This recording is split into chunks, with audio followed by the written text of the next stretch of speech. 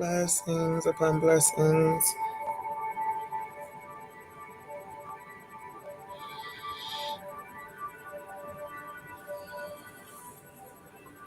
Blessings.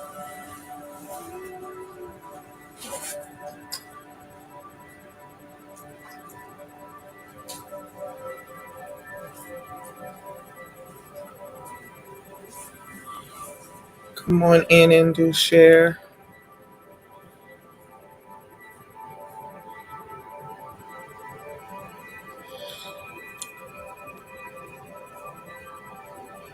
I want to make sure that I am tuned in on all of our Love Walk channels, on YouTube, on Facebook, both on our ministry page and within our group.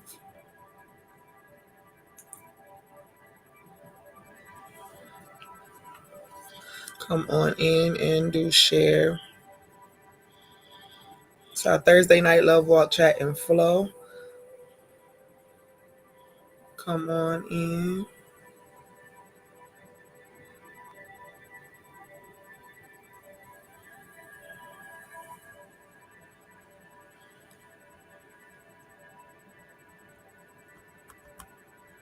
Come on in and do share. Hopefully,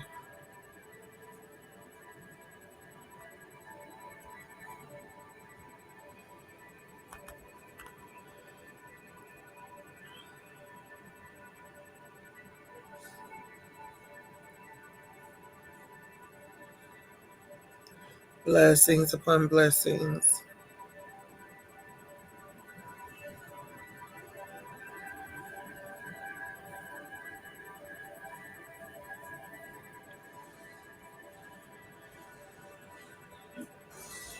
Hopefully, all of this come in son while I'm live. It's okay. How are you? I'm live. Time for prayer. Love Walk Chat and then prayer time. You good? Yes, ma'am. Allergies, listen.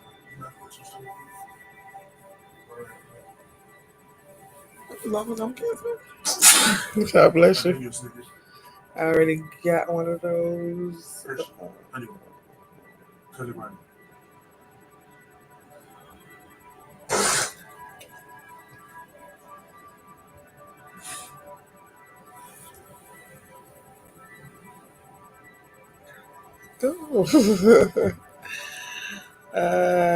Trying to figure out what's happening with the Love Walk community group. We want to make sure that they are included.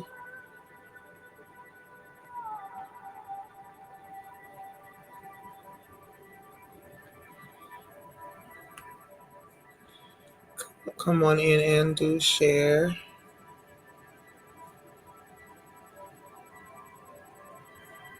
Blessings. Come on in, do share, and please let me know that you are here. I'm trying to, hopefully I'll be able to figure it out sooner or later.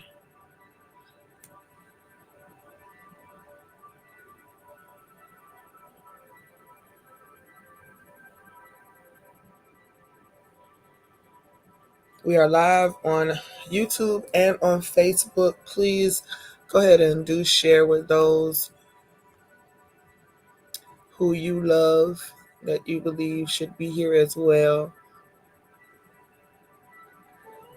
Well, let's see.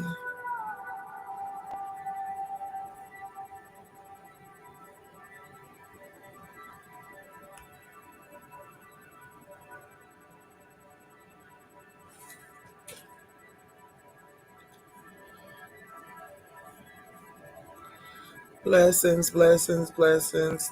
Y'all let me know that y'all are here. Let me know that you are here.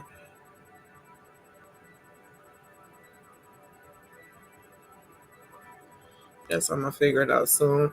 It always seems as if it picked up and that everything is running well.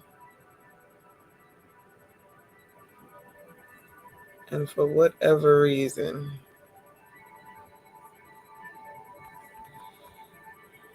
Welcome to our Thursday night Love Walk Chat and Flow. I am Apostle Shalonda Treasure, and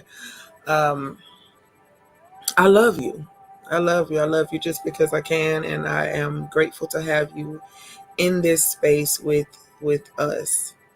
I am going to figure it out somehow, y'all, how to make sure that the Love Walk community over on Facebook, the group, that it is able to get in. For whatever reason, it just will not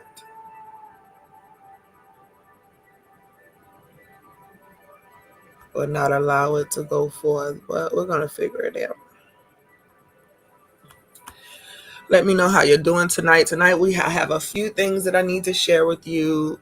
This past Sunday we were not on for the podcast, so I'm gonna save any conversation about our topic from Sunday. Sunday we would have been talking about embracing inclusion. And I may talk about that a little bit, of course, because that's pretty much the whole story, the whole gist of the story.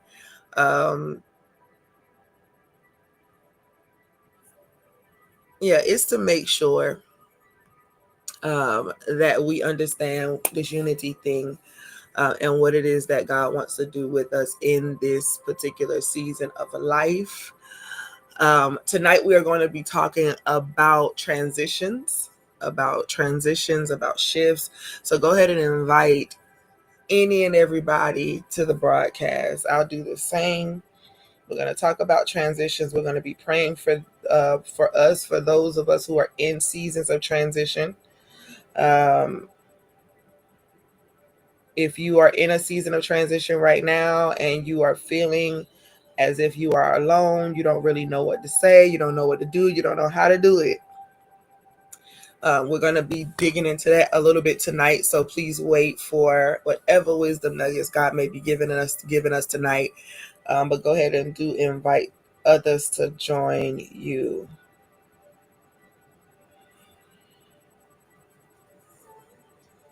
Ooh.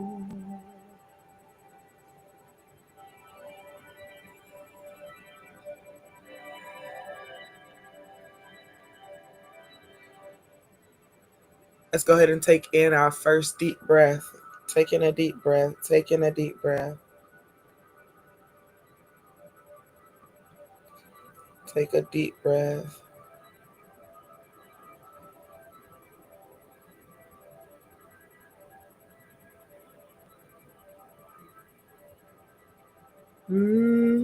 Take a deep breath in. That means leave everything from today, from this week, from this month, from this year that may have you feeling overwhelmed, confused, discombobulated, any of that.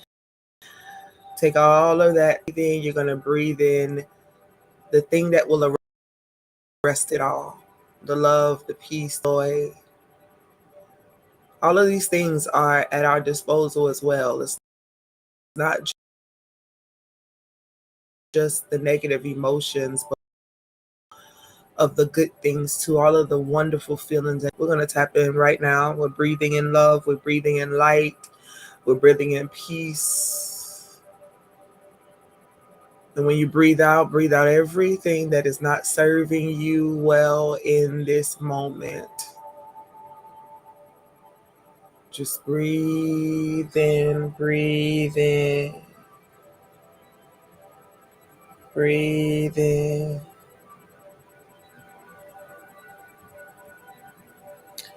Ooh.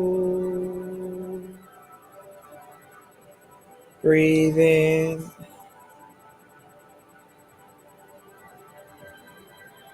Breathe in, oh, sigh. Blessings upon blessings upon blessings. We're in a very heavy transition season. We're in a very heavy transition season. Come on in, come on in. I'm not moving super fast tonight. I do pray that there are those of you who are here to gain. You are here to gain. It's transition season, transition season. Transition season. Transition season. Come on in. Come on in.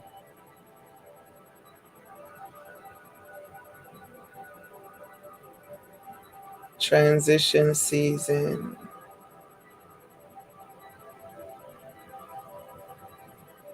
What do you do in a transition season?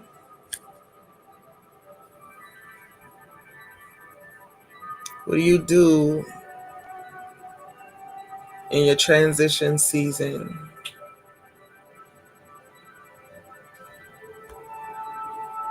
Transition, transition. Come on in and do share.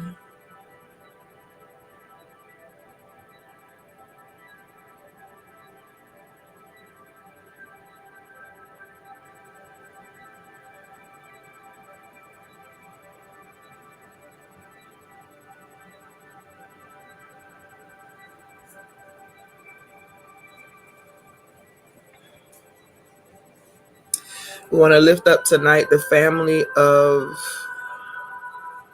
Miss Amanda Lewis, you know, her as a TV personality.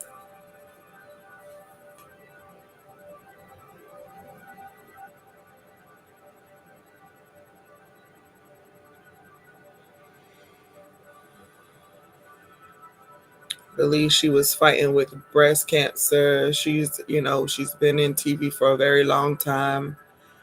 We do pray for our celebrity influencers, people who are in the spotlight all the time, that don't always get recognition. We want to pray for the family. Pray for the family.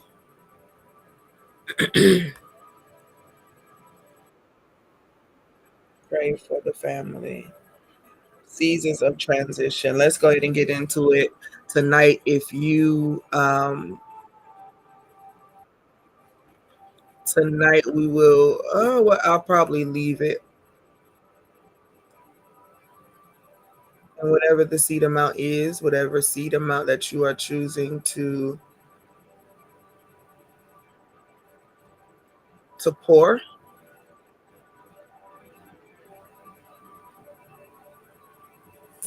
feel free.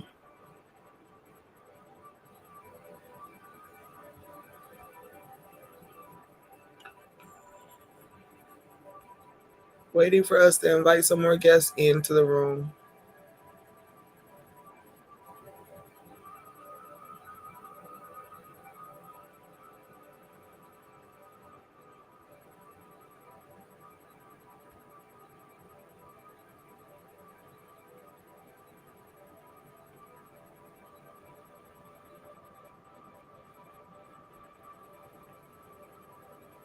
Come on in and do share.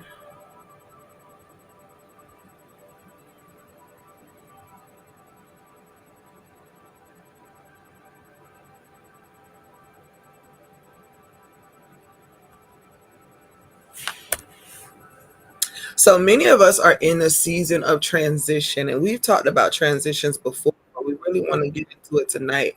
God has been dealing with me about embracing or approaching the subject with many, because we are kind of walking around this earth, this society, uh, in our feelings and our emotions, and we are not fully aware or understanding of what the transitions in life uh, are bringing. And it feels awful to many of us. It feels awful because we're trying to figure out, okay, God, what is this really? Why is it happening to me? Why does it everything feel like it's crumbling up beneath me? And so we want to talk about this tonight because many of us are almost crumbling under the pressure. And one thing that I value about the Holy Scriptures, and I've come to learn, of course, in my time of growth and expansion, that Nothing, there's nothing, absolutely nothing, not book, not Bible, not human beings of any sort should be worshipped, right? The great I am is to be worshipped and worshipped alone. Now, when you reverence the fact that there is a greater source or the greatest source, right? God is all things at the same time, all the time, because God is expressed into all these different manifestations, expressed in everything, because we know that God is omnipresent, which means everywhere at once. That doesn't exclude anything, but it includes all things. And so we worship the source of all that is. We worship the essence of all that is. We worship God because God is all things. But everything else that we have, everything that has been expressed, everything that God has revealed Himself to be, we reverence, we acknowledge, we honor, we're grateful. So we give glory for all of those that have come before us, every vessel that has come to show us, to teach us, to give us the revelations of their heart and mind that we can resonate with. We give glory, we give honor to God for even blessing us to have partaken of anything that has been given. So we give reverence, we give honor, because that is acceptable to reverence and give honor where honor is due. We do that, and so we're grateful for every conversation that has been had that leads us closer and closer to understanding for ourselves of what God is, who God is. Blessings, Nadia. Yeah, go ahead and share this tonight. I think that many of you may want to be present. Please do share it. You can prepare whatever seed amount that you want. If there's a particular number throughout this time, we'll speak it. But other than that, prepare. Always come asking God, what can I give in exchange for what I'm about to receive? All right. So, nevertheless, God being everything, God being all things manifested as everything that we see, everything that we don't. We don't worship anything but the great I am. All right, and that's at the beginning of those two commandments that they talked about. These were revelations, and it's been given to multiple people over time. Even Christ Joshua speaks of it very clearly. We don't in every revelation that he received, in every area that he grew, the revelation of our oneness came to him, but his reverence, his worship was always to whom he called the Father. And so we worship God and we give reverence to all other things. So I said that as a preference because when I talk about scripture, I am talking about scripture in the vein of it being a tool, a source for us of the testimonies of those that have come before, and prophecy and revelation, things that have been given and served down from generation to generation over time.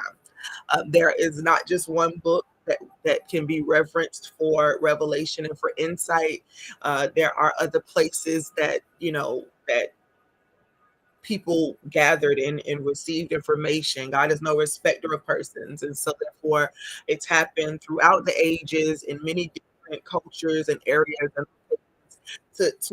for me, and this is for me. When we have a conversation, I'm speaking from my perspective because of the growth or the understanding that I've come to have. But when we understand that fully, then we can really begin to understand and see God for all that He is. No limiting. We give all glory, we give all honor, because there is nothing that exists that God did not have a purpose and a plan for. And so when we don't understand something, we might want to fall back until we get an understanding or ask God to give us an understanding. Holy Spirit, lead us and guide us into all truth. As Christ Joshua mentioned, he said that when the Spirit of truth comes, then that Spirit of truth will lead us and guide us into all truth. So what Jesus was saying, even at that time, is that this is not all truth. We don't have all truth. That's going to be forever unfolding. But when we live based on spirit and truth, then we get revelations, understandings that we could have not gotten before. So we want to tap in and dig into from that perspective. So when we read the Holy Scriptures and we see that there are mysteries, many mysteries, many things that we have not yet to understand or be revealed, we can still look to that text and still look to the teachings and the understandings of those that came before us, and we can begin to glean from that, right? We got to detach worship, because when we worship something, We feel like it's infallible. There's nothing that could be mistaken. There's nothing that could be misinterpreted. But we all have perspectives. So the reality is that it's going to be interpreted based on the person that's reading, based on the person that's there. And so we're going to get different understandings. There are going to be different points that are brought out and other ones that are disregarded. That's just kind of the way it's going to go because we are unique individual souls with different outlooks and understandings. But when we tap into the spirit of truth, then there is a universal thing that happens where I could be talking about this over here on this side of the world with no religious preference or spiritual preference associated with me, and another person in another country can be talking about the very exact same thing with a loved one or a friend or with their congregation, and we are all on one accord in that regard because the Spirit of God, which is love, speaks a language that those who are yielded to it can hear, right? Yes, if my people will call by my name, we will understand it. We'll be able to come on one accord about it. If we understand that there is something. Even when Jesus was talking to his people, he was like, "I have sheep that are not of this fold.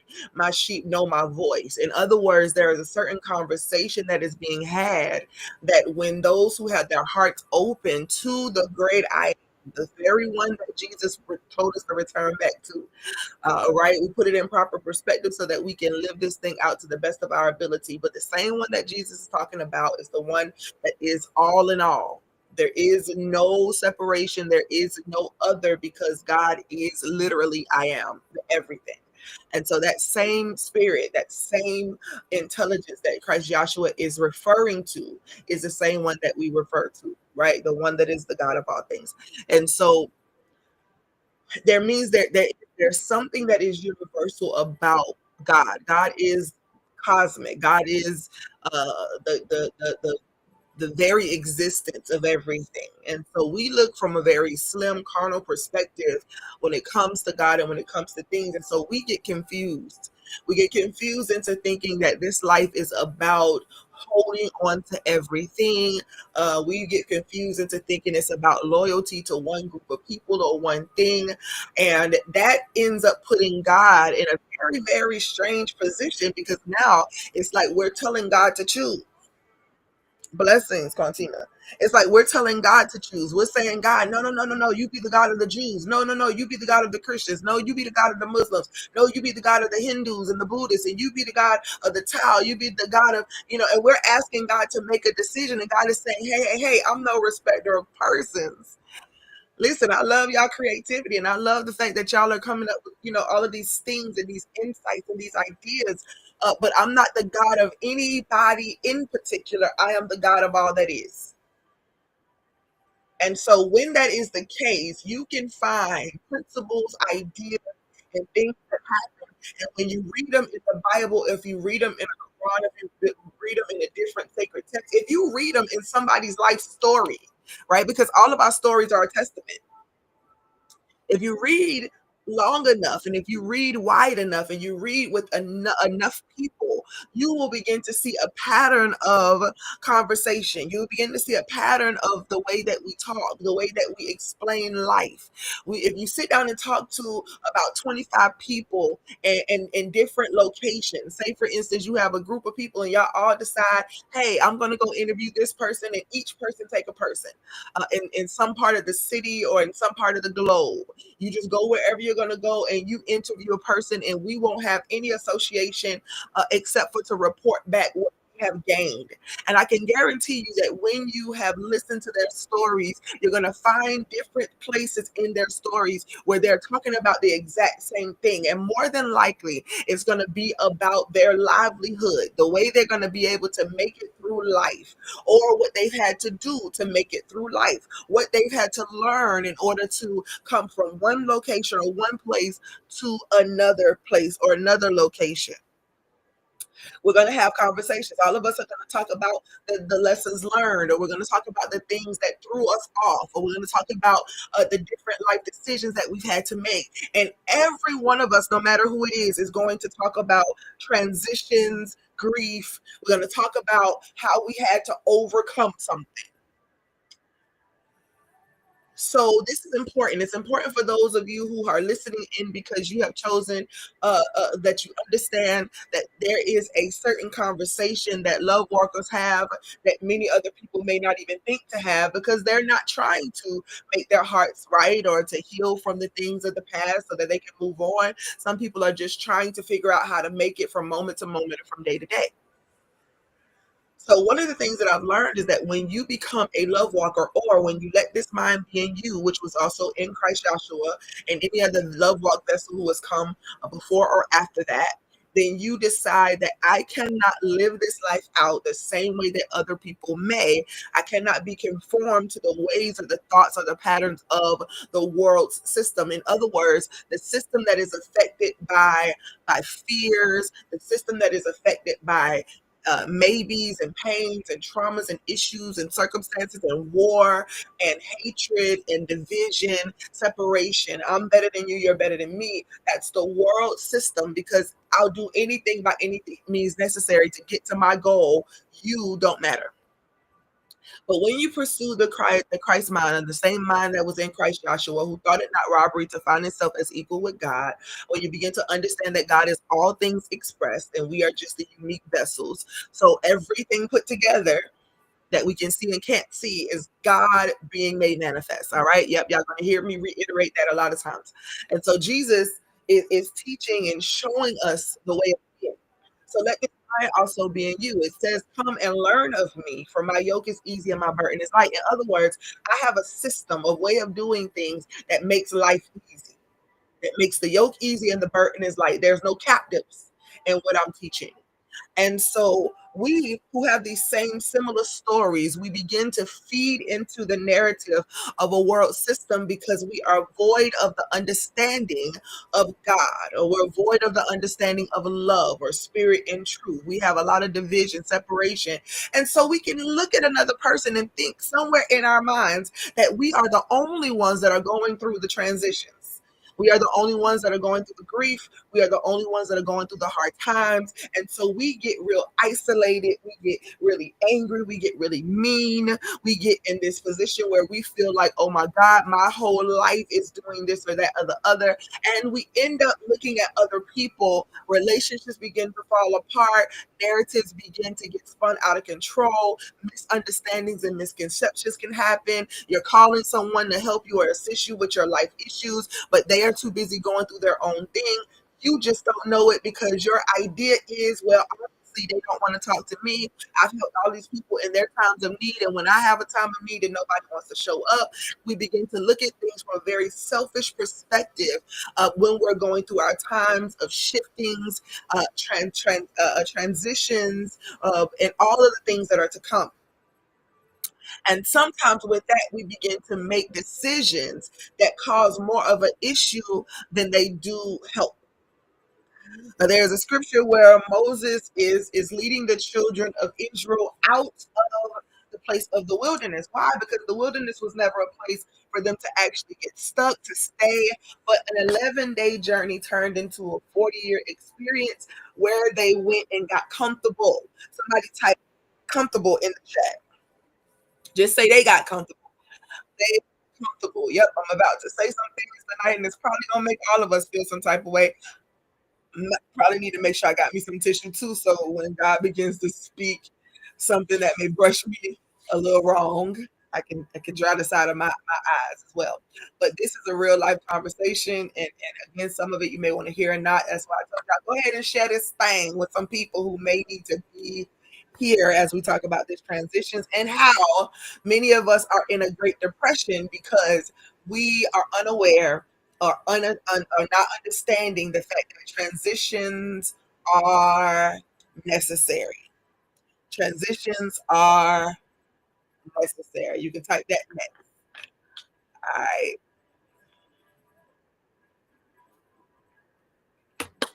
Transitions are necessary. Yes, Nadia, they got comfortable.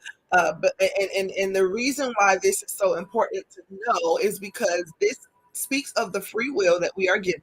We are given free will. Free will is not a trick. Free will is, it wouldn't be fair of God to trick us with free will. Free will is not a trick. It is the only way that people really can, we can know, or God can know, whether we're living by faith for sure, right? Because if you're forced into doing something, then there's really not faith attached to that. That's just, you got to do it, because if you don't, then this thing is going to happen, and you're just standing there like, oh my God, like what? Wait, what? Trying to catch up. All right. Free will is not a trick. Free will is not a trick. Free will is not a trick. We have it. God gave it to us. It is for us to choose. It is for us to choose our life paths. It is for us to make decisions in everyday life. We are not being held by strings. We are not robots. We are not being controlled. And that is the liberty that Christ Yahweh and the other love walk agents came to give us, to show us, to help us to understand. You are a free moral agent. You can do what it is that you want to do. And most of us do that because we are responding and acting on our traumas, our pains, our issues of life. So we have allowed our free will. We use that free will to stay in places. We use that free will to try to get as comfortable as possible once the pain stops, or once the grief is hit.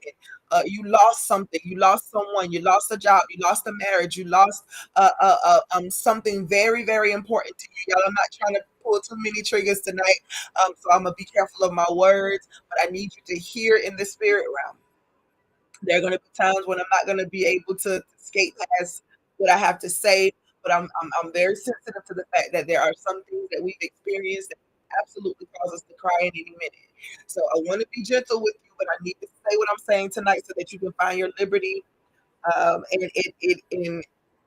Come on and keep inviting those that need to be here tonight. I hope y'all get y'all see tonight. I hope y'all are asking, do I bring, what do I give in return for what I will receive? God, what love can I show tonight? Just pray practical prayers so you can be in position. Because we're going to be prophesying in just a minute. I'm excited. I'm excited. Always excited to say what God is saying to the people. So, nevertheless, y'all, uh, we get stuck at places. We get stuck at places where something has caused us immense pain. It's like a marker in our mind. And I mean, a million wonderful, happy things can happen. And that one thing that happens that rips our life apart, and it drives the rest of our lives if we let it. And yep, I'm going to use words like if we let it, free will, because tonight something needs to be broken in us to remind us that we do not have to do anything that we are not in faith about. All right. So we oftentimes go through circumstances and situations that we get stuck in places where the children of Israel being led out of their captivities. And I need y'all to hear these words very carefully. They were led out of a place where they were being held captive. That means that they were put in chains. They were at the beginning. Their ancestors were caused to do things that they did not want to do. And in other words, they grew up believing that this is our normal. This is our norm. We are slaves. We are subject to whatever it is that our slave owners want to do, what they want to say. And believe it or not, every single race of people who have suffered slavery in some way, shape, or form in life, and we have dealt with this captivity mindset. And so every child they had up to a certain for a lot of generations were born into this place of slavery. So when they leave, God sends someone and says, hey, set my people free, let the people go. Go ahead, it's their time to be relieved from this pressure. Now, I'm not going to go into too grave of a detail, but we fight and we fight to be free from slavery and from being held down. And that happens after a certain amount of generations because they don't know the full story as to what happened before or how we even got into captivity. All we have is the stories passed down from generation to generation, and every single culture has a different one. Every race of people has a different story. Every religion started with a particular conversation. We don't know. We weren't there. But when we are raised up in something, we are raised up in a narrative that until we then come back into the understanding that we have free will, that we are no longer in bondage. We have the freedom to choose whether or not we are going to be in this position and be free, or whether we are going to stay subject to the things that have held us in captivity. It's why the Bible and the books are such to be reverenced and to be honored, because they hold such sacred stories that if we pay attention, we understand them fully. Because just because you have not been literally in shackles and being whooped to do services doesn't mean that you've never experienced slavery or bondage. If you've ever been in a situation where you feel like you must do something in order to live, or else abuse comes with it, abuse comes after it, or in between it, or if there's someone that causes you to believe that if you don't do something a certain way, then these are going to be the consequences, and they are not for their good, it's for the good of the person.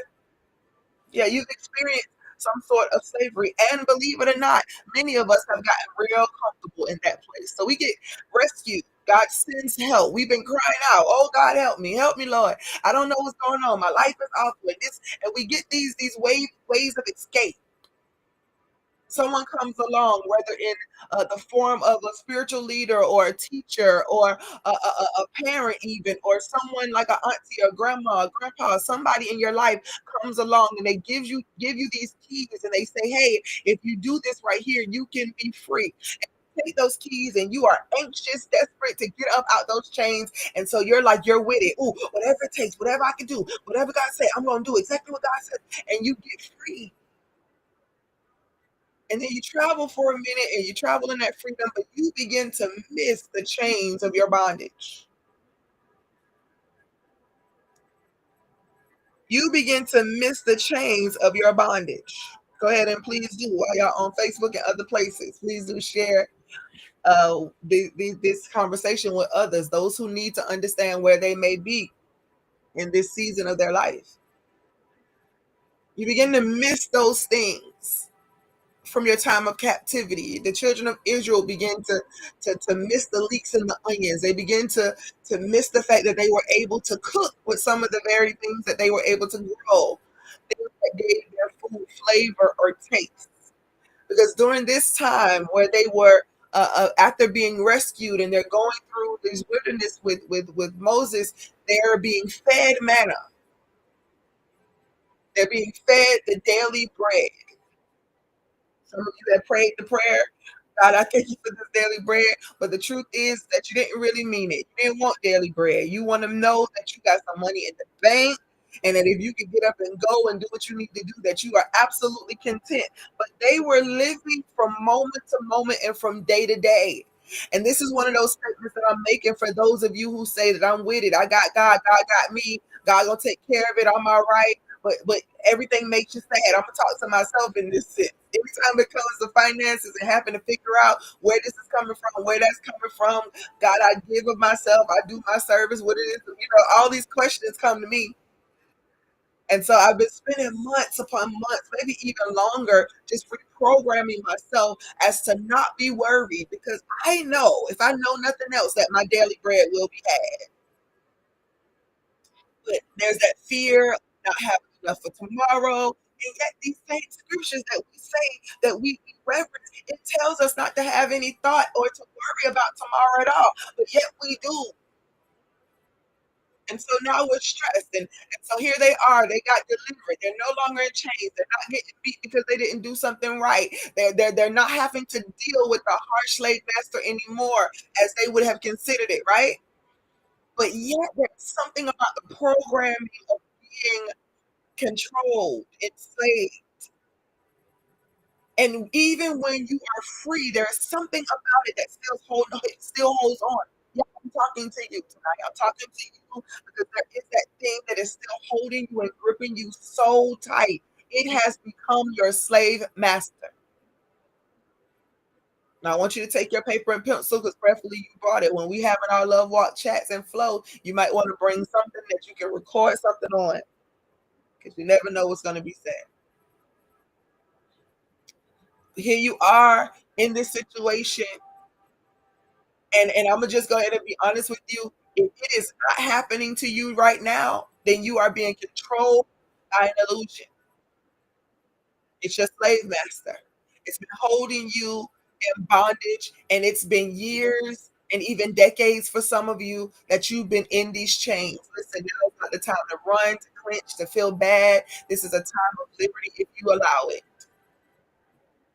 Being made aware of where we are, being made aware of the same thing that we keep circling and circling and circling with no purpose.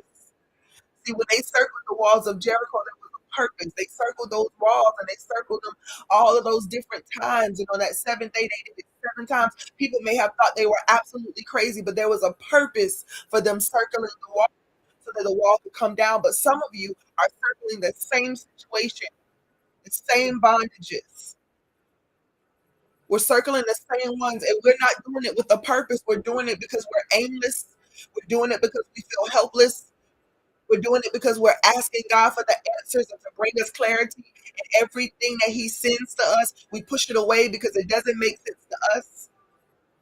We're still circling the same narrative. They went around the wilderness and they lived for 40 years. Why? Because now they weren't just wondering anymore. They decided, you know what? Since I don't know the answers, since I can't figure it out, since what God has given us don't make sense, how you just gonna give us food for one day? What about what's coming next? On the weekends, they would get enough for the full weekend. But if they went out there and tried to gather anything else, it would be, come on. If that's not how to live by faith, I don't know what it is. But they were tired of things the way that God was doing it because they done been delivered from this slavery, but it feels like they're in another place. Why? Because nothing is certain here. This is the place of faith. This is the place of I gotta try it out to see if it's even gonna manifest. Or then we get mad at God when God does things for us, or when it happens, and we're like, "Oh my God, that's not the result that I wanted." And God is saying, "But I gave you the liberty. I set you free. I set you free, and I fed you while you figured it out. I fed you from on high. I fed you from the sky. I fed you from out of nowhere as you figured out a plan." With that smarts and that intelligence that I gave you to know how and what you're going to plant, what you're going to sow, what are you going to do as far as eating, as far as food. But until then, I'll feed you. Until you know the strength of who you are, until you know that you are the unique existence of me in that flesh. You have the power to create, to imagine, to do something different. You have the power to reprogram yourself. You have the free will to choose what you're going to serve in your life. Are you going to serve this liberty that I've given you? The ability to use your mind and use your heart and use your creative powers, to tap into your gifts and your abilities to be free. I'm telling you that you get to rewrite the programming, the thing that has you stuck. You get to draw a different picture. You get to imagine a promised land. That we can walk towards that promised land. But right now you're stuck. I want you right now in this moment to begin to think about the thing that caused you the most pain. And I want you to imagine how many years ago that was. Some of you may have multiple things, but I want you to think about the thing that caused you the worst pain. Yep, I want you to go all the way back there. The thing that caused you the most pain. And right now, in this moment, you can go ahead and obey your senses and start allowing that anxiety and fear and all that stuff to begin to come up from the thought. Or you can take authority and power over it right now. It is not happening, it is an illusion. You are watching it as a spectator, you are observing it because it's something that happened before this present moment. So, whatever that worst thing is for you, wherever you got stuck, however many years ago that was, I want you to keep that number in your head because, again, this was an 11-day journey out of their bondage. Somebody showed up and said, "Hey, I've come to set you free." And of course, I know they had their arguments, but what about Pharaoh? What are we going to say? And oh, you're going to put us in a bad position. Oh, you're going to end up getting some of us killed. What are you going to do? Why are you here? Right? Here goes the doubts and the fears. And listen, they're justified. They are justified in having some of the fears that they had because they did. They went through the experience. And if there's a possibility that if it happened one time, there's a possibility that it can happen again. Oh, yeah. You're in your head, you're in your mind about it. But there are some good things that have happened to you in this life too. And if that be the case, if it happened one time, it can keep happening over and over and over again. We're stuck at the fear place. We're stuck that that thing will happen again. And so many of us take that number. How many years was it? How many years was it? Take that number and just imagine, simply imagine that you have been living in this space. You have made a bed in this space meant to be passed through, made a bed there, made comfortable, started designing some things, started searching the woods and figuring it out. You finally figured out how you're going to survive and live. So you no longer have to live off of the manna, the daily manna. You got life going on and you're here. And this is the place where many of us have gone into isolation. Many of us have decided that, you know what, it's going to be me and mine and no more. And I'm going to do what I got to do to make sure I can survive because I never want to be in a position again where I don't have enough and where I can't eat or where things seem bad around me. I want to always have these choices to make. And we start doing all of that stuff, but we're still holding on to the trauma. So as much as you're building and as much as you are have happy moments, you are not happy because you're still watching over your shoulder and you're still in fear. So everything that comes into your life, you cling on to it and you bring it into your space of comfort. And now we hold on for dear life to these things that come in because we're afraid of losing again. We watch so many things happen based on that trauma, and we watch other people go through it, and we just don't want to lose anymore. And so we're in these positions and we're locked into these positions where pain is the thing that directs our life. Pain and issues and circumstances and grief are our slave masters. And we complain about the slavery, and we complain about the hard work, and we complain about getting whipped with lashes, and we complain about all of the things that are happening. But yet there is the freedom and the liberty to go. You're not in chains, yet you are in your heart and in your mind. And every time you get a little bit closer to walking into that promised land, you got another reason and you got another excuse. They end up leaving this place and they're heading on into this promised land. Of course, I'm condensing the story, but they're heading on into this space, and now you have Moses, and God is giving him instructions on how to feed them. And this was either, I think this is either after or before. Either way, there's this portion where they are going on, and Moses is getting instructions, and there's a place where God tells him to speak to the issue. And because what he did before, the instructions that he received was to hit the rock. He hit the rock and it created water out of it. But this time, God is saying to speak to it, speak to the rock. And Moses, in his desperation, now I want to paint this picture for you, and I hope that y'all are understanding what I'm saying. But they are in this circumstance, they're in this situation, they're in this situation, and Moses is given instructions on what to do. And this is what some of y'all may need to know about y'all leaders, spiritual leaders, and otherwise, is that there are times when they are asking for instructions, how to lead you, how to help you get from where you are to where you want to be. And there are those instructions, but because of the pressure and the weight on your back, as a spiritual leader, that those instructions and that weight on your back sometimes is where people are feeling like you're not doing it the right way, you're not going in the right direction, and then you got like 50 people yelling at you about what the right direction is. And so Moses is in a little stress position right now. He's trying to lead all these people, and he's in a stress position. And God told him one time to hit the rock, and it worked. And so instead of him speaking to the rock, and sometimes we don't speak to a thing. We don't speak to it because we don't want people to think that we are crazy.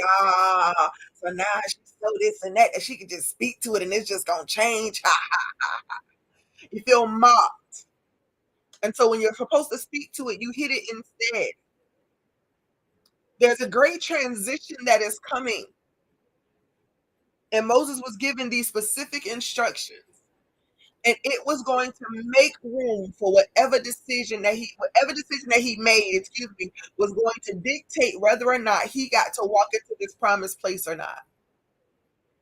Now, those of you who have been stuck in this loop, and I hope that y'all have been following up to this point, because here is where you're going to want to make sure you at least got some type of seed in the ground, or it's making sense to you what I'm saying tonight, because this is where many of you are. You are in this season of transition, and there is this one thing that you must do. God is sending the instruction. He is going to tell you what that thing is, and you need to be able to do it as it is. So if you are fearful, if you are still stuck in your past situation, if you are afraid of what the people are going to say, this is going to be that place right here where whether you come out of this season well or whether you come out of it frazzled, it's going to depend on whether or not you're going to speak these words or do the thing that God is instructing you to do. You have literally lived with this pain. Remember, you got that number in your mind, you got that number in your heart. You're living here because you have not allowed yourself to transition on your own. And because you have not allowed yourself to heal it, to transition out of it, now you're almost being, it feels like it's a forced situation. Now, let me go ahead and let you know this. It feels forced because you're not moving. All right? You feel forced right now to shift because you're not moving. Life is always moving. Different parts and pieces of God are being explored every single day. Every study, whether it be scientific study, philosophical study, theology, whatever the study is, it's all a study of God. Everything is a study of God, and it's happening every day. New things are being uncovered, explored every day, every day. And if you are stuck those 20 years ago, those 40 years ago, those 10 years ago, those 3 years ago, if you are stuck at the place of that pain and you are looking at God, every instruction He gives, everything He sends you the daily bread, that's not good enough. He sends you instructions on how to travel, that's not enough. He sends you the solution or the thing that could be the solution to your issue. That's not enough. You don't want to hear it. Everything that's been happening, trying to get you unstuck from this place, you stayed stuck. You walked 2 inches long enough to say that you were gone. And then you made your bed, built a home in this place of isolation and of pain. And now it's time to go again. And there are specific instructions for entering this place of the promised land. And here are a few of them. Whew.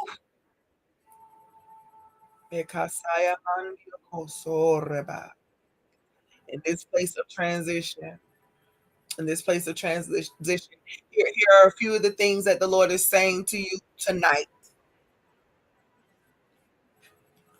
Number one, a lot of the pain that you are experiencing right now is because you have not used your free will to be free. So make a decision tonight to use your free will to be free. We're going to do this together. You get to make the decision. You get to make the decision.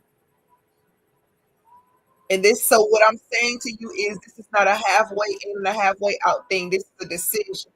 And this is one of those, I'm sure that I no longer want to be in bondage. I'm sure that I no longer want to live with this pain. I'm sure that I don't want to live with this depression. I'm sure that I don't want to live with this poverty. I'm sure that I don't want to live with this bad health. I'm sure.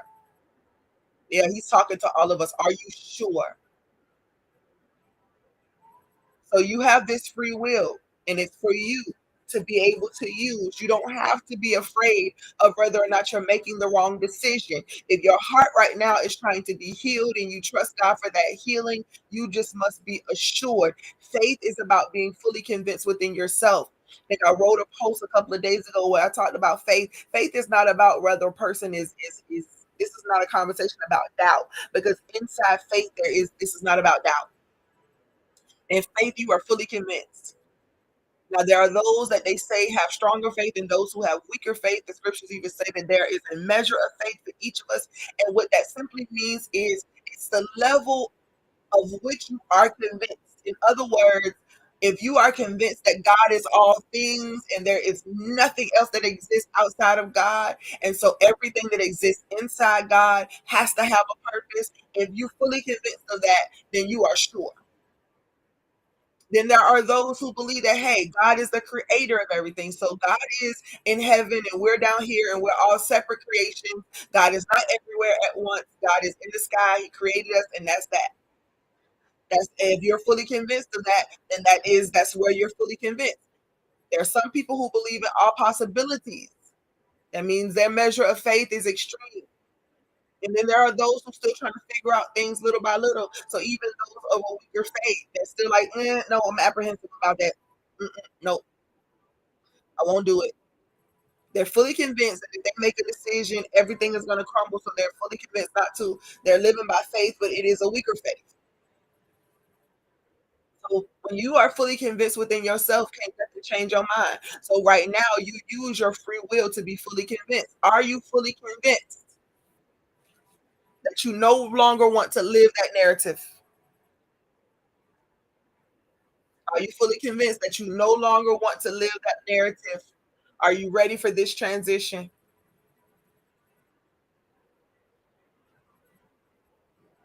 So you have your free will, use it in this moment and make that decision, but be very sure. Don't hit the rock when God is saying speak to it. He's saying speak directly to it. Tell it that you're ready to transition, you're ready to move on. Speak to it and tell it that you're free. Speak to it and tell it that you have liberty. Speak to it and tell them that you are going on to this next place and you're going to be happy doing it. Speak to it. I speak to it tonight that I'm walking into my wealthy place and there's no fear attached to it. I walk into this space free and clear from any worry that anyone can take anything from me, that God has already deemed that is mine, that belongs to me. I'm not afraid. The fear that I had of abandoning people, leaving people behind, rejecting people, God has given me such a different understanding of things. The truth be told, it's only love if I allow them the free will to choose, whether they want to move forward with me or whether they don't. I had to come to grips with that. So, God, I'm not afraid anymore. I'm walking into this wealthy place. There are those who will have absolutely no shame whatsoever about doing whatever the assignment may be. No hesitation, no fear, no nothing. Full speed ahead. There were moments where Christ Joshua was talking to the disciples in scripture and he would have to ask them questions like, basically, are you ready for this? Could you not have watched with me for this long? Hey, I need you to be mindful because you too can fall. You're gonna deny me, you're gonna do this. But he didn't let them go. He didn't release them, he didn't remove them, he let them choose.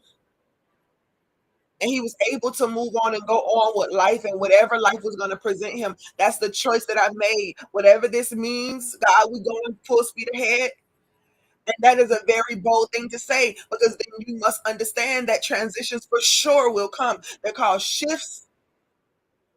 So this leads me to the second thing. First of all, you have this free will, choose. Number two, be real with yourself about life. Don't hit it, speak to it. This means you have to go within yourself and allow this entire journey of introspection to be your portion as you go through this spiritualistic journey. That's what I'm calling it in this book, upcoming book. This time where you got to face self. The time not so that you can be arrogant or conceited, but so that you can look and say, you know what, that's the truth. Yep, I said that. Yes, I did that, but not for a pity party. Not so that you can go and sink back into a dark place, but so that you can stand up in the face of it all and say, you know what, yep, it happened. But guess what? I'm here still. That means that I am not going anywhere until my purpose is served out. And so, whatever I did in trial and error over the years, whatever decisions that I made based on my traumas and pains, I'm not doing that no more. So, I'm not worried about what's going to come, what people got to say.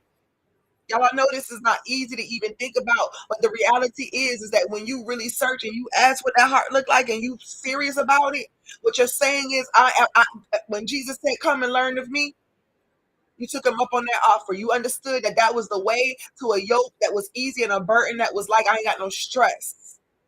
because I understand what life really is. There was a portion where they had to pay Caesar, and Jesus told Peter, "Go over there and catch that first fish, or catch that fish, and pull out the 2 coins out the mouth and go pay Caesar." Jesus didn't say don't pay him. Jesus didn't say to them, "Hey, they're gonna offer you up to the council, so I need y'all to run the other way or go the other direction." No, he prepared them for what life was and what was going to come, and he told them what was going to happen. Now they had to choose whether they were going to go forward with it or not. And I believe, of course, many of them went along with it without fully understanding the weight of the call, but it was still a choice. Even when he was healing, will thou be made whole? It was a question. I'm not going to do anything against your will, because my yoke is easy, my burden is light. I'm not stressed about whether you choose or not. You have access to the free will. Make the decision today whether you're going to use it or not. The second thing is don't lie about what's happening in life. Prepare yourself. See the whole thing for what it is. We know that seasons come and seasons go. We know that there are some seasons that we love and there are some seasons that we totally, absolutely do not love. But yet we know they're coming. Whether we prepare for them or not is up to us. So don't lie to yourself and deceive yourself about what life is. Yes, there are people out here who do things to manipulate. There are people who lie. There are people who steal. There are people who do things to get by. But when you sit down and have a conversation with them, more than likely, you're going to hear them tell you all the things they needed to do, all the things that were behind, all of the jobs they tried to get with people refusing them and rejecting them, all of the things that could have happened, but it didn't for them because somebody else was better for the job. You're going to hear their story. They're going to tell you the reason why they chose the way they chose. And because we understand what survival looks like, we can't really judge them for it. We can let them know that, hey, I don't care who agreed to this, but I don't agree to this. I don't agree to being stolen from or any of those things. So we can't do that here. But you too have made decisions based on your situation as well. You were going through it. Your child needed a new pair of shoes. You needed more food in the house. You told yourself that you would never be broke a day in your life because you lived through poverty. You told yourself that you would never allow your kids to go through certain things. You too have your story.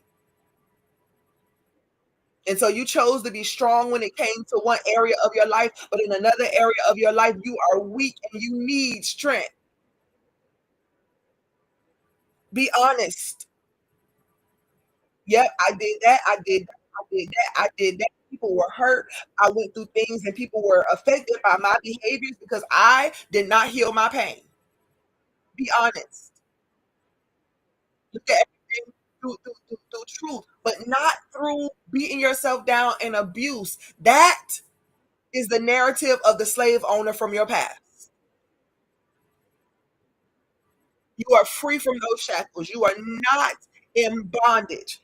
But not being in bondage does not mean that you shouldn't have any self-control or be a self-manager of your emotions, of your love. You get to decide whether you love or not. And that love is unconditional. That means loving yourself without condition too. That means seeing everything as it is. Will hardships come in life? Yes. Will we lose things and lose people? Yes. That's reality, it's truth. If I don't prepare for this particular thing that's coming up, then what could happen? Being honest, being true, being real with yourself. There's a possibility that someone will still be in their brokenness and they will do something to hurt you again in this life. That is the truth. And ain't no need right now to flinch or get nervous or nothing. This is face truth, face life. But here's the biggest thing to face. I have the freedom to choose how I'm going to allow these things to affect me. Will I allow something to put me back in bondage and chains? Will I allow something to hold me from being happy in this life? Will I just turn myself off and away from everything that could be pleasurable because I don't want to be judged? I don't want to do the wrong thing. I don't want to fall too far. Listen, love is without condition. Make some decisions. But the decision that you have to make today is whether you're going to hit the rock or whether you're going to speak to it. Whether you're going to look it face to face and you're going to declare over it that this is not my portion, but this is. I'm only going to speak the thing that I desire. I'm only going to speak the thing that I want. And yep, I remember the thing that happened. I remember the thing that hurt me so bad, but I have allowed myself to miss so many wonderful, powerful moments and so many beautiful memories because everything that happens in my life, I allow to trigger me based on that thing. And I will not do that anymore. I'm going to speak to it. I'm walking through. I've gone through too much. I've gone through too much not to walk into this promised place. Number three, you must give others the same liberty to transition.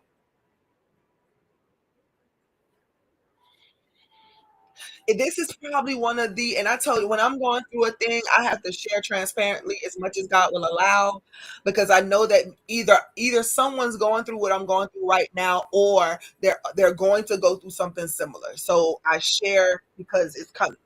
It's prophetic. But nevertheless, when you're going through stages of your life where you have said, "Hey, I'm walking with God, Christ Joshua being one of my greatest examples in this life, his manner and his way, that's what I'm following. I'm gonna let the same mind be in me, which was also in him. I understand that love is law. Against love, there is no law. I understand that this is what I'm aiming towards, healing it, forgiveness, all of these things. When you have made that decision that you are following God in that way, then you are going to come face to face with others, and it is going to challenge everything inside of you, because when you agreed to follow God, what you did is you agreed to follow love, the nature, the mindset, and the way of love. And you're saying, God, I want to treat other people the way that you treat them, or the way that I have come to know that you are treating me. Love as my master healer. So if I know love to be my master healer, know God to be my master healer, then I understand what it means to need the patience. Because love was patient and kind. Love gave me wisdom, yes. Told me what was up ahead, but didn't restrict me from going forward. Love never put me in bondage. It was the perceptions and the understanding of others who were teaching from their broken place, teaching from their place of bondage. It affected my life and my decisions, but now I get to break free, and so do you. Well, that same experience is happening with every single individual that exists. At some point in everybody's life, they're going to hit that place of decision. Do I go this way or do I go that way? A lot of times it's happening when you're dealing with that dark night of the soul. That's that place where you're coming face to face with yourself and you're saying, God help me. And God is saying, okay, but if I'm gonna help you, then we're gonna have to really uncover some things. And I'm here for it. I don't care if you're naked and unashamed. I don't feel no type of way about your moments of shame and your moments of guilt. I understand why you did them because I was there. I never left you. I never forsaken you, but I had to let you choose. I had to let you live it. Everybody has gone through the experience, and so we have got to give the same grace that God is giving you in this moment. You can't look at them because you finally said, oh, well, now I get to talk to the rock. I get to talk. I know how to get over there in the promised land. But you got to give them the same grace, because maybe their instructions were not to speak to it. Maybe their instructions was to pick up dirt and throw dirt on it. They weren't given the same instructions as you for healing. Here's where Romans 14 comes in again, talking about faith. Every man being fully convinced within themselves. Anything not done in faith is the sin. So this pretending that you're doing throughout this life, this getting jealous and getting mad and angry and judgmental about other people because you finally learned a little something and you got some strength in that area. And so now you think that, hey, I got the right to be uppity, or I got the right to be arrogant or conceited in this area. And baby, that's when God is going to say, oh, so you spoke to it instead of hitting it. I mean, instead of you hit it instead of speaking to it. Oh no, I didn't tell you to throw dirt on it. I told them to throw dirt on it. I told you to speak to it. You didn't do it. Oh, okay. Well, let's go ahead and go back again so you can learn this, because it's only by faith that you can live. And so faith comes through these experiences. It comes through hearing. And when you hear something and it resonates with you, you're like, ooh, ooh, ooh, ooh, I got that. That makes sense to me. You got to give people the same room to do the same. So you got this free will and you need to use it. You need to make a decision tonight. You need to number two, be very honest with yourself about life. Don't pretend like life is not going to give you something that makes you feel thrown off or give you a problem that needs to be solved. Life is about growth, expansion, experimentation, research. It's about all of those things. We're inquisitive. God made us to explore, to search things out. And so be okay with the fact that life is going to have highs and lows and ups and downs. But even in those moments, because you are preparing for every season, you already know what's coming. You already know that life is going to have some hurdles. So have you prepared yourself for how you're going to endure them? Have you prepared yourself for how you're going to endure the times, the seasons? And number three, you're going through the experiences yourself of awakening, of your salvation, your soul salvation, of trying to find your path and your way. You're going through it. You're going through the healing. You're going through God telling you to check your heart. You're going through these different moments. And if this be the case, then you should have more grace than anything. You know where somebody needs to bear with you because you were being complicated, but because you had done gone through something in your life, you felt like it was okay. Everybody's supposed to tend to your needs, but that means you forgot that other people are going through the same thing. Love is not about selfishness. As a matter of fact, love is about total selflessness. Love understands. That's why empathy and all those things are so important. Love also takes accountability. So it says, yes, yeah, I did that. And then it says, you know what? Well, I turn away from that thing. It doesn't serve me and it doesn't serve anybody else, is what they call repentance. You turn away from that thing, you go in a different direction, you do something different, something that is for your good. And so tonight you get to decide whether it is for your good to move forward and to change your mindset and to heal your heart. You get to decide whether you want to be a part of the solution, whether or not you want this land to be healed, or whether or not you want it to totally be destroyed. Some people have settled into the fact that, you know what, it won't be water but fire, and we're waiting for the fire to burn up and destroy everything. And the interesting thing about it is that we prefer for the fire to come and burn it all up, so we don't have to take accountability for the fact that we are the ones that cause the land to be in unrest, because we won't stop fighting or arguing, mistreating or misusing each other. We won't heal our own stuff. We're afraid to face it. Yep, they might have been irritating to you, but did you have to snap their head off like that? Could it be that maybe they were just trying to make you a friend?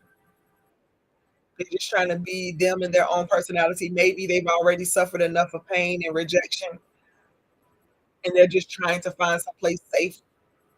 Could it be? What in your heart needs to be healed? How long ago did that wound set in? How long have you been allowing it to be your slave owner? And have you decided to divorce that life?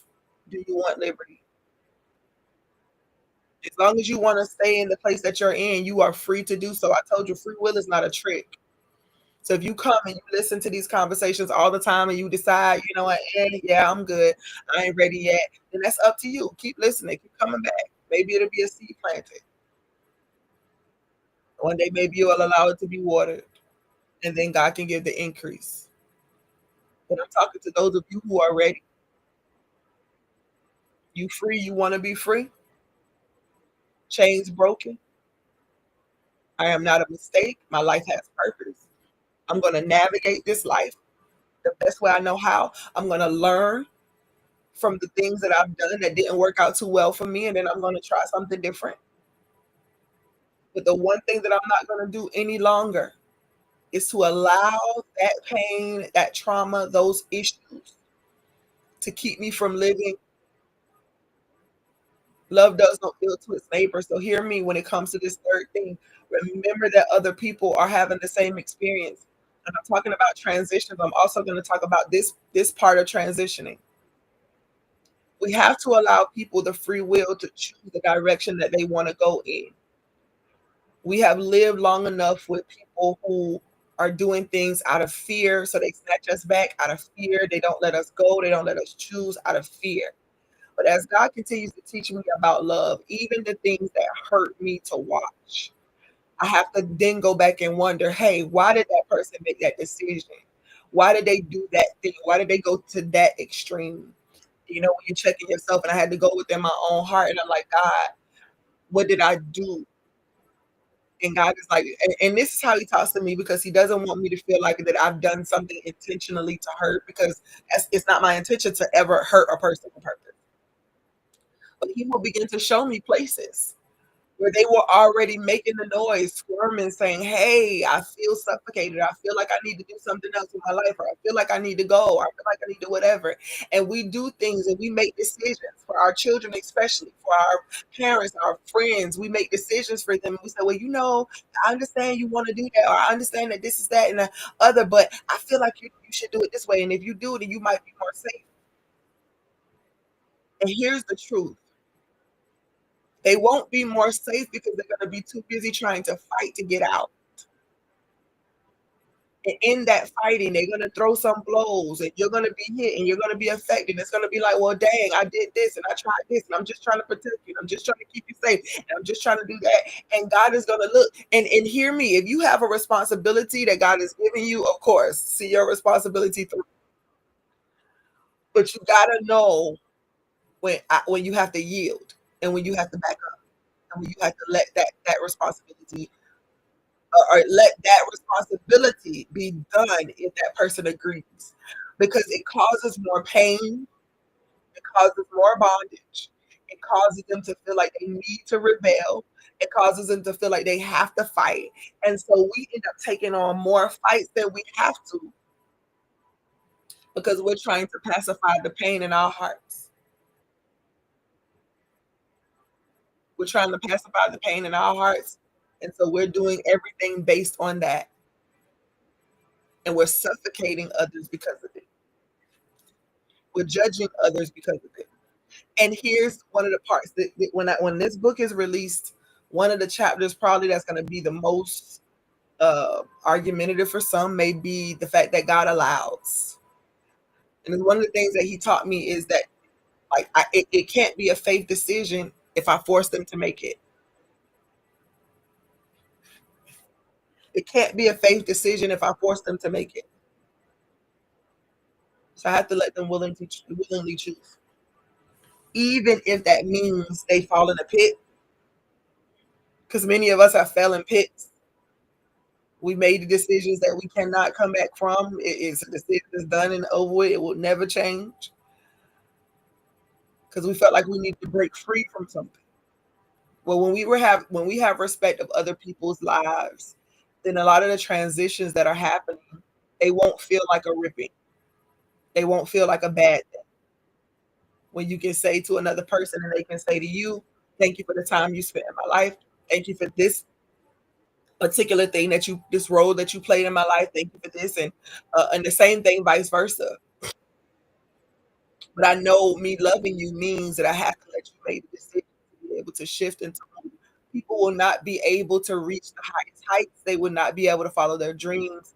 They will not be able to live their life and have it more abundantly if they are in bondage and they don't feel freedom. So use your free will tonight. Be honest about the whole story of life. Don't try to deceive yourself. Be really honest. You can be honest about life and still hold before you the image of the great life that you want. When you hold before you the image of the great life that you want, you just take into account that there are some things that may happen. This road may be going left right now, but hey, it may be some whole highway work, and the road may change. But it's the final place, that outcome that you're looking to get to. So be honest about the fact that life may throw you some curveballs, but it doesn't mean you don't dream because you're afraid of getting hit by the ball. And number three, please make sure that you allow others the same liberty and grace that you are asking for. Oh, great I am. I thank you for this night. I thank you for this evening. And I thank you for those who are here to listen. I thank you for every partner that is connected to the Love Walk. And I pray, God, that you will send in all the more, send in those that are value the teachings, those that want to apply them to their lives, to grow and to expand and to get closer and closer to you. If this message resonates with them, Father, allow them to cross paths with it, so that whatever those questions they may have, they may be answered. Those who are truly anticipating a change, praying for wholeness and well-being, add them, add them to the partners that are already present, those that are here because their life is it's shifting, it's changing, and they value what they receive in this place. Bless them, send them, allow the message to reach across bridges, divides. Hear from heaven and heal your land, oh God. Send those that are willing.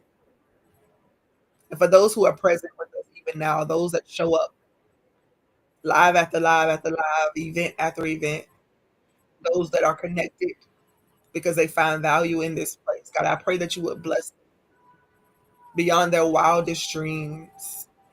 And as they take into account every word that has been spoken and they apply it to their lives, they change the vocabulary of their words. They change the broken places in their hearts. They allow those places to be mended. God, thank you for their testimonies. Thank you for them being able to share with others over time. Hey, I was once weak in this area, but I'm now strong. Let me assist you. And in the areas where they already are strong, God, allow them to flourish. Allow them to eat greatly, healthily, abundantly off of their skills, gifts, and abilities. Everything that you've given them that's supposed to bring them before great men and influencers, let it be so. I ask that you, even in this very moment, speak to the individual that still has reservations. Ikataya manso. The individual that still has the reservation, trying to figure out the best way to transition in their own thoughts, hearts, and minds. They're searching for you, oh God. They're searching for you in a way that is causing a thirst and a hunger in them that they just can't let go. They also feel a little um, my soul. I hear God say that there's an individual that feels um, like you're in that place of worry, of skepticism, of but you feel the need to run. And it's like in this, and I know I was talking about slavery and bondage tonight, and so the picture that I'm seeing, it's like you have this anxious energy because you heard or overheard somebody talking about a way of escape, and you're anxious about it, but you still have the fear because you've watched other people try to get free from their bondage, and you've watched it get worse. And so you're like, God, I'm not trying to be free just to run into something that's going to be worse for me. And God says to tell you to rest, take a breath, and allow the anxiety to dissipate. Because if you are anxious, then you are welcoming to yourself the fear, the thing that you fear. But if you take that breath and you breathe, you trust God, you trust the unction within you that it's time to go, it's time to shift, it's time to do something different, then you'll be able to take that way of escape with all confidence.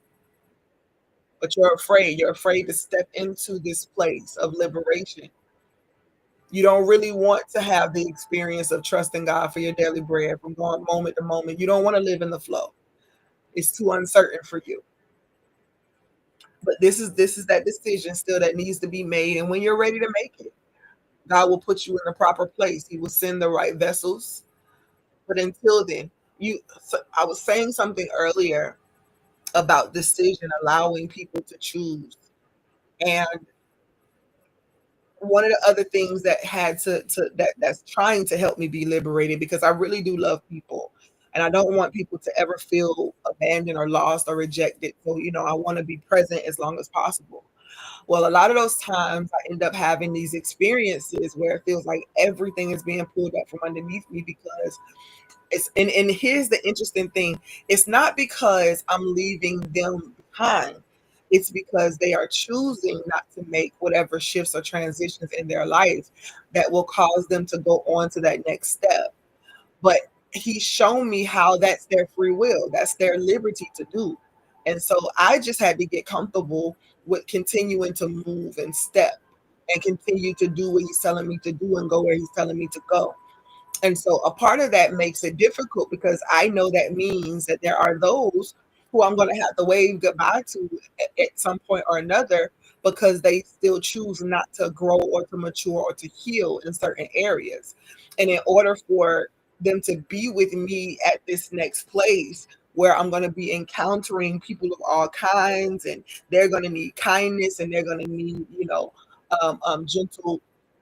gentle responses, because a lot of them will be from some very broken places, and they may be rich as all get out. They may be extremely rich, but dealing with some of the hardest traumas of their life.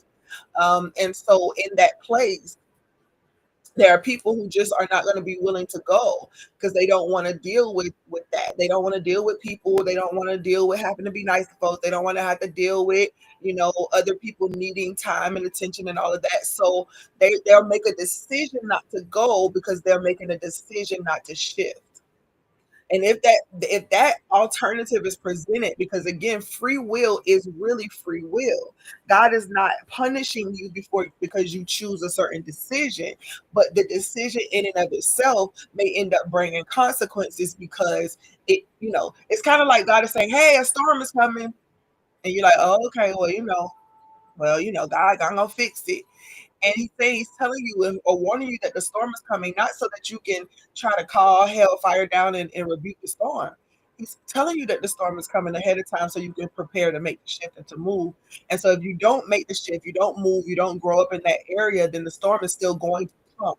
It's just that you didn't move to avoid it.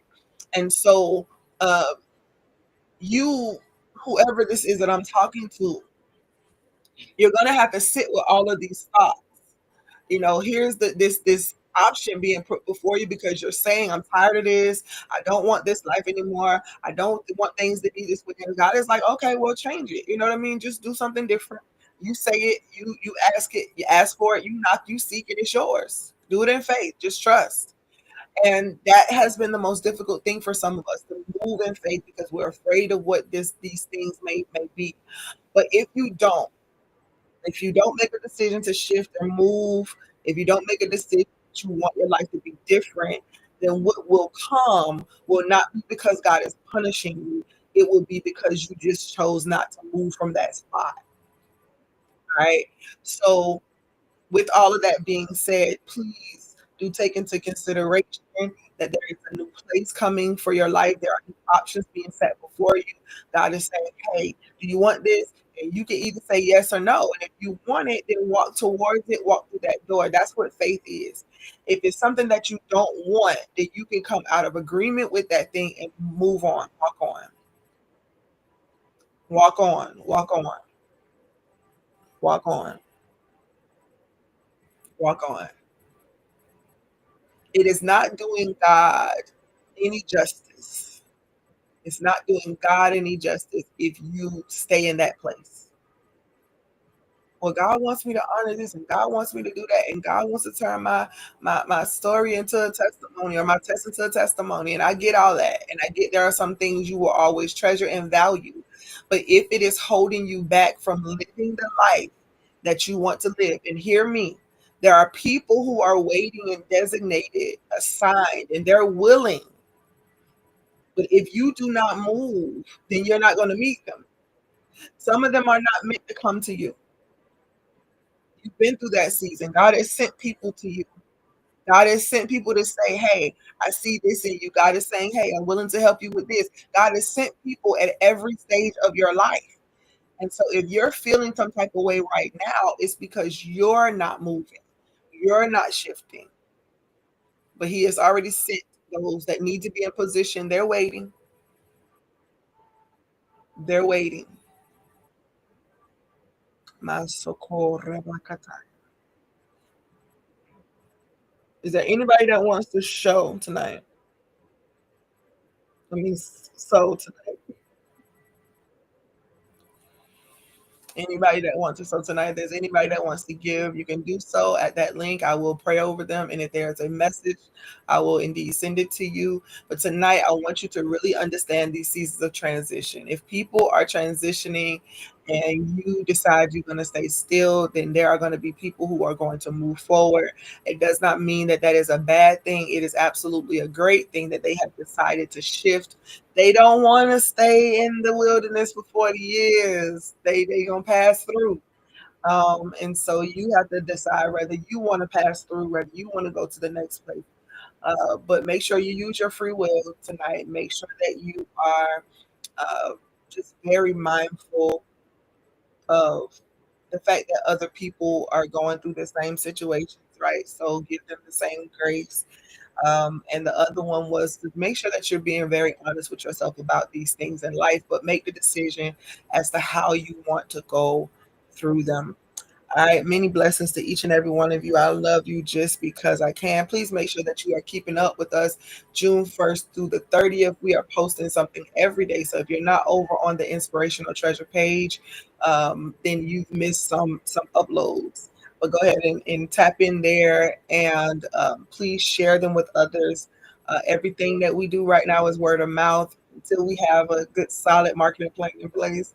But word of mouth will always be my option of choice because you know what you're getting. And when you know what you're getting, you can tell people honestly what you're gaining. So go ahead and do share. If you have not pre-ordered the book yet, please do. It will be out on July 11th. Oh, and on July 11th, we also will be doing the Love Walk. That day I will be doing some walking in places, and we'll talk throughout the day, encouraging other people to order their copy of the book. Um, those of you who are ready to have me come to your city, your state, your town, whatever, you can definitely get with us and we can set that up where you can create your own event, have people come out. And we can give you the logistics of that, the prices that it may cost to have us come, and all of that. So go ahead and get ready. The conversation is about to happen. Love as the master healer, a spiritual holistic journey to wholeness. A lot of what I'm talking about during these love walk chats, we're going to be talking about again how God allowed me to see it all in the way that I needed to, so that I can be healed and walk through this time of, of life with joy and peace and satisfaction and living out the dream, being in the place where my gifts want to take me and enjoying love and enjoying connections. Life is about so much more than our traumas and issues. And when we're ready, we'll know it. We'll know it. So thank you so much. Many blessings to each and every one of you. If you need to book also your spiritual insight session, now is the time. We are going into the second half of this year. Some of you need spiritual guidance, prophetic guidance. That's what the spiritual insight sessions are for, where we're just really tapping in, getting insight from God. That may be your answer for the next month, maybe your answer for the next 3 to 4 years, maybe more. You never know what God wants to say. So tap into that, become a Love Walk Vision partner, if you will, and just, yeah, continue to show up. I love y'all. Many blessings.